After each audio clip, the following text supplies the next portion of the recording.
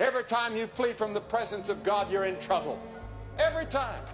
Every time you miss your devotional life, every time you miss your time of prayer, every time you miss your time of reading the Word, as a Christian, you're in trouble.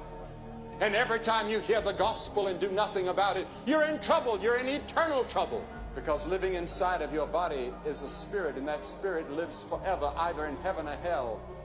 And you're taking a chance every time you hear the gospel and do nothing about it. It's not easy to be a follower of Christ. In this generation especially, it's hard to follow Christ. Identify yourself with Christ at the school, at the factory, on the farm, and with your friends and neighbors. Let them all know where you stand, that you stand for Christ and for righteousness and for honesty and for goodness and for morality and for justice. And that's not easy in our generation. There's an easy road that's a broad road, but the end, Jesus said, is death and destruction and judgment and hell. It doesn't last long. Life will soon be over.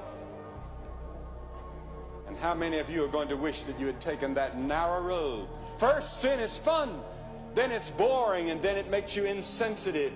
And there was a time when you were very sensitive to the Word of God. It pricked your conscience. It brought tears to your eyes. It made you uncomfortable. And now you turn away without any feeling at all. You're sleeping the sleep. You've been sedated by sin. No matter what your sin, no matter how deep in sin you've been, God is in the forgiving business because of what Christ did on the cross. I'm not going to heaven because I'm good. I'm not going to heaven because I preached to thousands of people. I'm going to heaven like anybody else by the way of the cross, where Christ died for me.